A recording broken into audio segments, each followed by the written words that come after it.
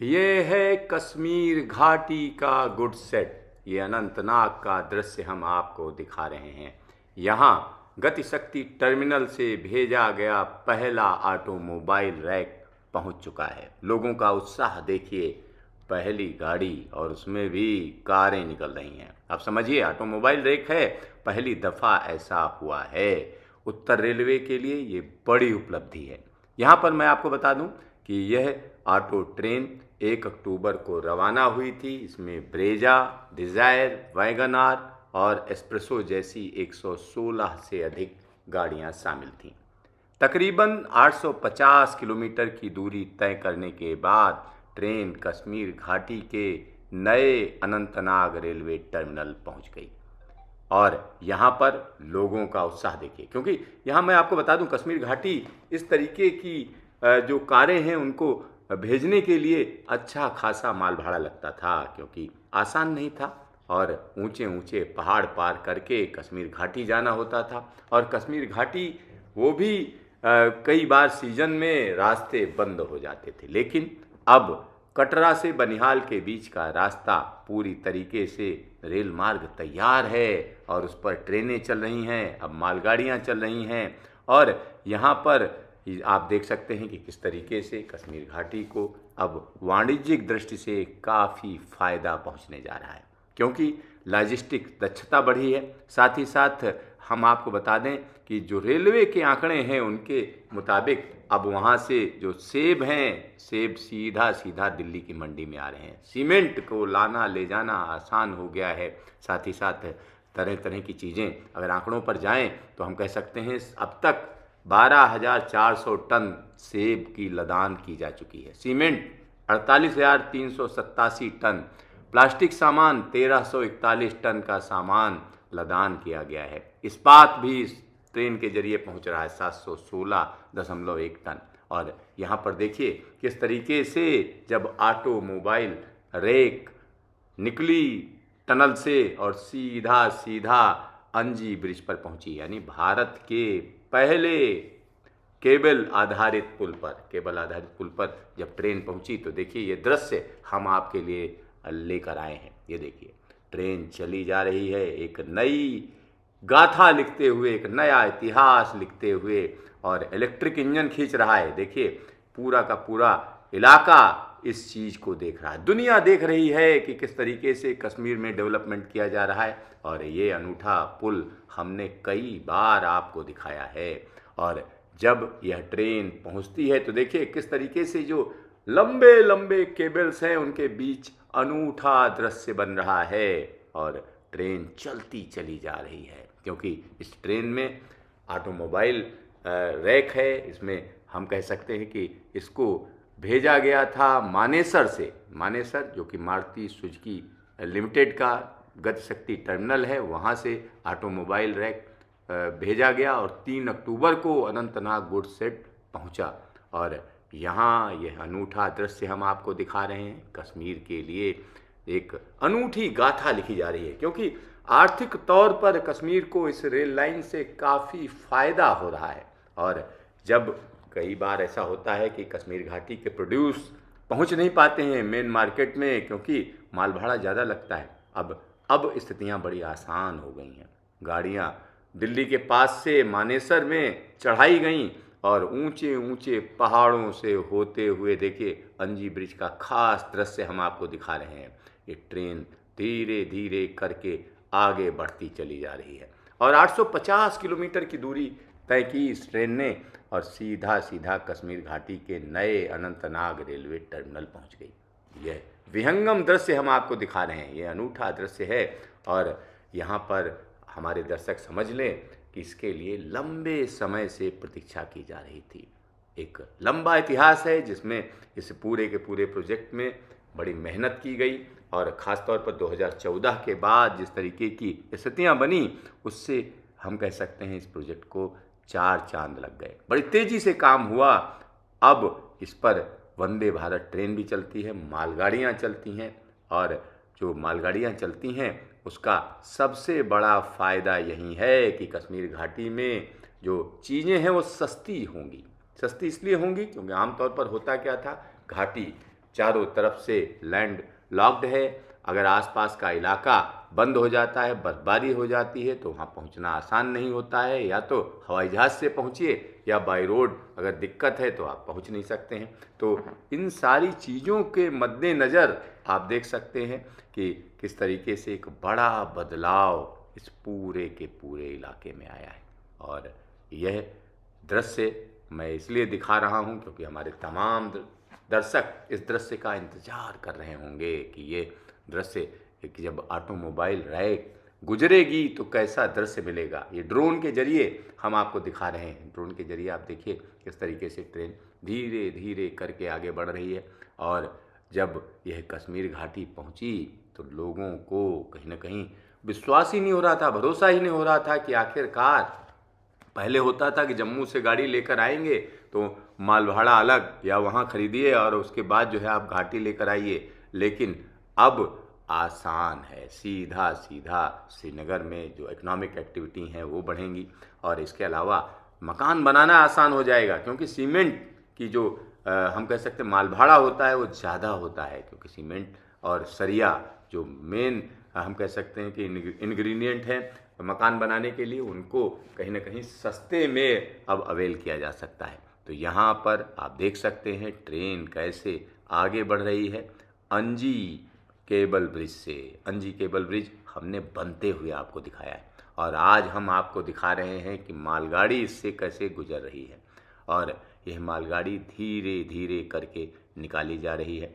और यहाँ पर मैं एक और चीज़ आपको बताना चाहूँगा, जब कश्मीर घाटी और आसपास के इलाकों का मौसम ख़राब हो जाता है तो ये रेल लाइन काफ़ी महत्वपूर्ण साबित होती है, क्योंकि कटरा से बनिहाल के बीच में 111 किलोमीटर लंबा ये रास्ता अनूठे इलाकों से होकर गुजरता है। यहाँ पर पहाड़ों की स्थिति देखिए, ये पहाड़ त्रिकूट पर्वत श्रृंखला कहलाती है और यह पीर पंजाल का हिस्सा है। और अब देखिए किस तरीके से ये ट्रेन चिनाब ब्रिज पर पहुंची। चिनाब ब्रिज के ऊपर का नज़ारा हम आपको दिखा रहे हैं, दृश्य दिखा रहे हैं। और चिनाब ब्रिज पर जब ऑटोमोबाइल रैक पहुंची तो यह दृश्य देखिए अपने आप में अनूठा है। नीचे चिनाब दरिया बह रहा है और ऊपर ट्रेन चल रही है जिसमें कारें लदी हुई हैं और तरह तरह की आधुनिक कारें हैं। मारुति सुजुकी की कारें हैं जिनको लाद कर सीधा सीधा कश्मीर घाटी पहुंचाया जा रहा है। तो एक बड़ा बदलाव दिख रहा है सामने और यहाँ पर यह दृश्य देखने के लिए कोई भी रुक जाएगा। यहाँ पर एक और चीज़ मैं आपको बता दूँ, हाल फिलहाल में कश्मीर घाटी में और आसपास के इलाकों में, चाहे जम्मू का इलाका हो, रियासी का इलाका हो, इन सभी जगहों पर झमाझम बारिश के चलते रास्ता काफ़ी डैमेज हुआ और कई जगहों पर भूस्खलन हुआ है। लेकिन भारतीय रेलवे के रेल मार्ग की अगर हम बात करें तो कटरा से बनिहाल के बीच में इंटैक्ट है, पूरी तरीके से सही सलामत, और इस पर ट्रेनों की आवाजाही लगातार जारी है। वंदे भारत चल रही है, साथ ही साथ इसमें मेमू ट्रेन चलाने का भी प्रावधान है।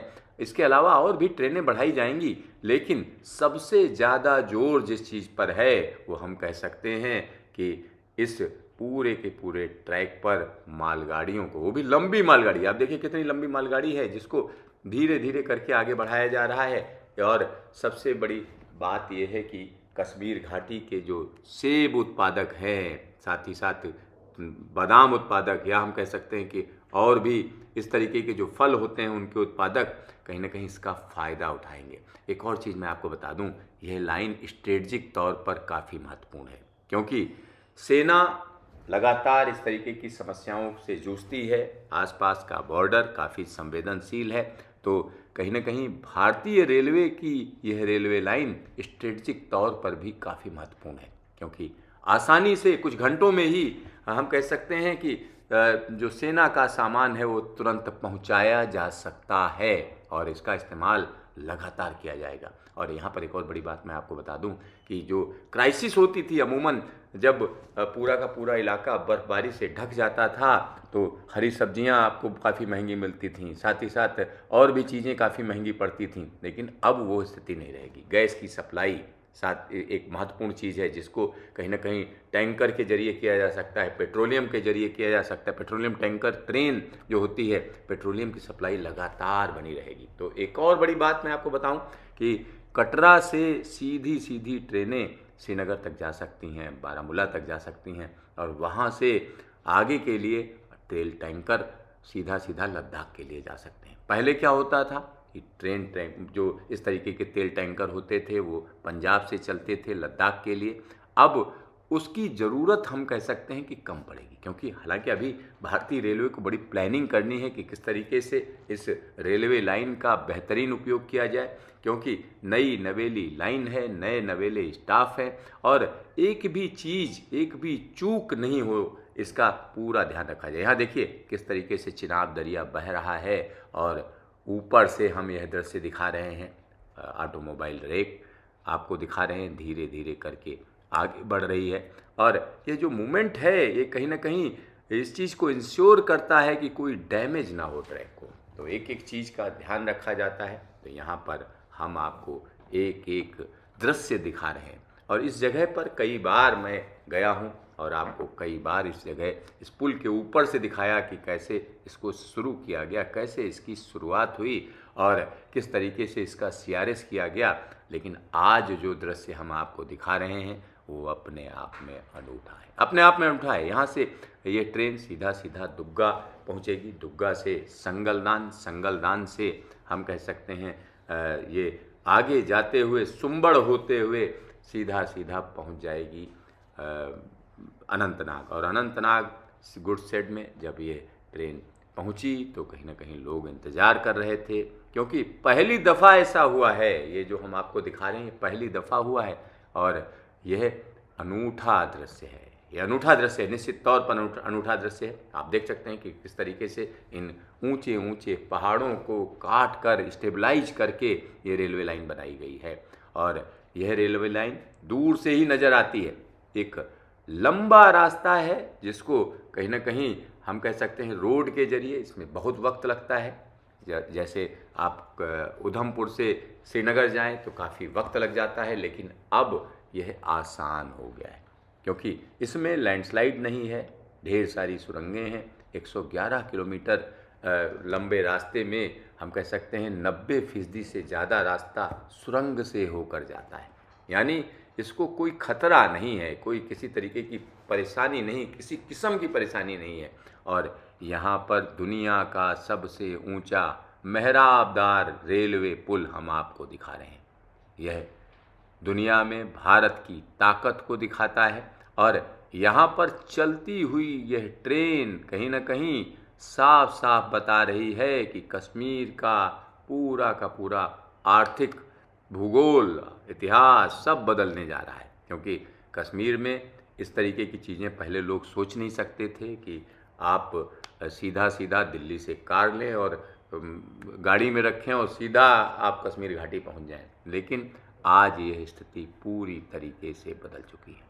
यह विहंगम दृश्य हम आपको दिखा रहे हैं, और यहाँ पर तमाम लोग सोच रहे होंगे कि किस तरीके से इतना महत्वपूर्ण काम किया गया। इसको बनने में ही आप समझिए 20 साल से ज़्यादा लग गए, और इसमें तरह तरह की परेशानियां आईं, और ख़ास तौर पर जिसका जिक्र करना हम नहीं भूलेंगे, टनल वन की अगर हम बात करें तो काफ़ी रिस्की या हम कह सकते हैं ख़तरनाक टनल थी, जिसको कहीं ना कहीं भारतीय रेलवे के इंजीनियर्स ने टैकल किया, और सबसे अंत में बनने वाली वो टनल थी। और आज जब यह चेनाब ब्रिज के ऊपर से ट्रेन निकल रही है तो एक नया इतिहास लिखा जा रहा है, एक नया इतिहास है ये, क्योंकि अब यह आम हो जाएगा इस तरीके की ट्रेनें। अब सबसे बड़ी बात यह है, सीमेंट, लोहा और इस तरीके की जो भारी भरकम चीज़ें होती हैं उनको इधर से उधर ले जाना आसान नहीं होता है, उसमें माल भाड़ा काफ़ी लगता है। आपको कोई बढ़िया चीज़ दिल्ली में पसंद आई लेकिन श्रीनगर में अवेलेबल नहीं है, लेकिन अब क्या होगा कि आराम से आप कोई भी चीज़ इंपोर्ट करें, सीधा सीधा दिल्ली आएगी, दिल्ली से कनेक्टिविटी है, रेलवे के जरिए कहीं भी आप कश्मीर घाटी में पहुंच सकते हैं। और कश्मीर घाटी कहीं ना कहीं अब आर्थिक प्रगति की तरफ चलेगी, और उसकी पहली जो निशानी है वह यह रेल मार्ग है। यह रेल मार्ग आने वाले दिनों में लद्दाख तक बढ़ाया जाएगा, इसकी भी योजना बन रही है। और ख़ास तौर पर जिस तरीके से पिछले कुछ सालों में कश्मीर के लिए काम किया गया है वो अपने आप में जोरदार है, क्योंकि कश्मीर को कन्याकुमारी तक सीधा सीधा, कश्मीर से कन्याकुमारी के बीच में सीधी सीधी ट्रेन चलाने का सपना पूरा हो चुका है।